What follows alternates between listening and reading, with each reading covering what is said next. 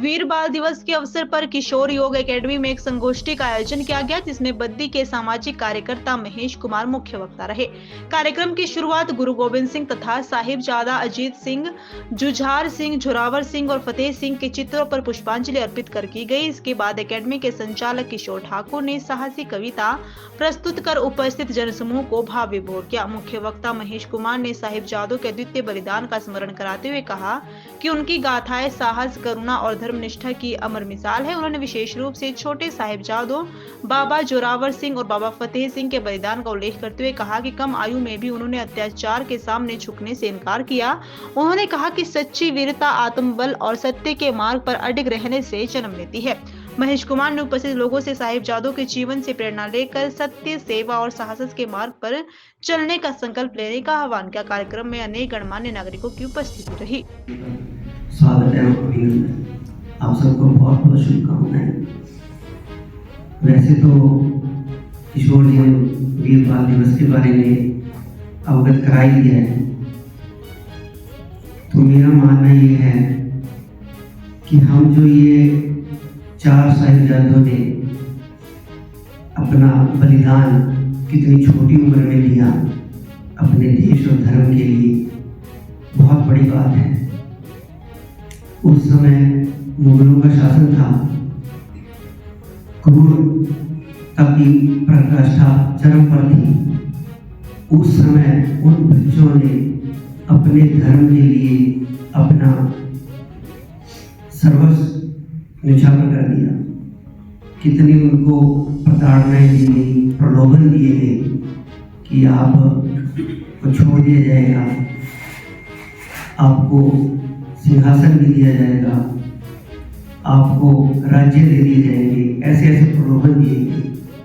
वो तब भी ना माने, फिर उनको डराया धमकाया भी गया। तब भी उन्होंने अपने देश धर्म को आगे रखते हुए अपना बलिदान दिया। जब दीवार चीनी जा रही थी तो कहते हैं घुटने थोड़े आगे आ रहे थे, दीवार को टच कर रहे थे, तो वो घुटनों को बराबर कर दिया गया काट कर। कितनी क्रूरता के साथ उनकी हत्या की गई। तो वो दीवार जैसे जैसे चुनी गई, उनकी सांसें फिर भी चलती गई और एक भी माथे पर शिकन तक नहीं आई। एक तरह से उन्होंने अपने धर्म के जो अनुयायी थे उनको एक प्रेरणा दी कि सबसे पहले जो है अपना देश और धर्म है। वो चाहते तो अपना इस्लाम कबूल कर सकते थे, अपनी जिंदगी अच्छी बढ़िया व्यतीत कर सकते थे, परंतु उन्होंने अपने पीछे जो 200 गुरुओं की गाथाएं अपनी दादी से सुनी, अपनी माताओं से सुनी, उनका परिणाम ये था कि एक छोटे से बालक जो 6 साल 9 साल के बालक, उस टाइम मंद बुद्धि भी कह सकते हैं, बड़ी कम बुद्धि होती है, पर वो बालकों की बुद्धि कितनी तेज थी। उन्होंने सब कुछ त्याग कर अपने देश और धर्म को आगे रखा कि हमारे जो पूर्वज थे वो, उनका जो इतिहास है कितना साहसी था कि हम भी वैसे ही साहसी बनेंगे और बने। तो जो ये सप्ताह भर वीर बाल दिवस आज मनाया जा रहा है, एक सप्ताह के अंदर अंदर पूरा परिवार बिछुड़ गया, तो जो आज तक आपस में नहीं मिला, तो हमारे लिए प्रेरणा है कि हम अपने बच्चों को उसके बारे में बताएं। हमारे जो कह लो कि स्कूलिंग में इन चीज़ों का बहुत कम वर्णन होता है, जिसमें अपने जो वीर हैं उनकी गाथाएं बड़ी कम सुनाई जाती हैं, बताई जाती हैं। आज तक भी मुगलों का शासन जो है उसको महान बताया जाता है। तो ये कब हटेगा हमारे किताबों में से, और ये जो हमारे पूर्वज हैं जिन्होंने बलिदान दिए हैं देश धर्म के लिए, उनको कब हमारे सिलेबस में लाया जाएगा। उसके लिए वर्तमान सरकार लगी है, परंतु पूर्व में जो सरकारें रही हैं तो उन्होंने मुगलों का ही गुणगान ज़्यादा किया है। तो आहिस्ता आहिस्ता देश बदल रहा है। देश तभी बदलेगा जब समाज बदलेगा।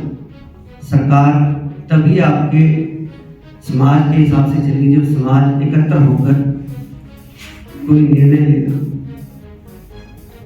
तो अपने समाज को, अपने देश धर्म को अगर हमें आगे बढ़ाना है तो एकत्र होकर अपने इकट्ठे रहना है, ये कहूँगा। तो जो गुरु हुए हैं हमारे सिख गुरु ही कह सकते हैं, परंतु हम सब उनको गुरु मानते हैं, हम उनका आदर सम्मान करते हैं, क्योंकि उन्होंने हिंदू धर्म के लिए ही जो है बलिदान दिए। कोई ऐसा नहीं कि सिर्फ सिख धर्म के लिए उन्होंने, सिख धर्म बना किस लिए वो आप सब लोगों को पता है। तो खालसा पंथ की जो स्थापना गुरु गोविंद सिंह जी ने की, तो अपने समाज को सुरक्षित करने के लिए एक सेना जैसे कह सकते हैं वो बनाई। तो आज वो सब आप जानते ही कि क्या हो रहा है, उस विषय में ज़्यादा नहीं जाएंगे। आज हम वीर बाल दिवस के उपलक्ष्य में यहाँ पर इकट्ठे हुए हैं।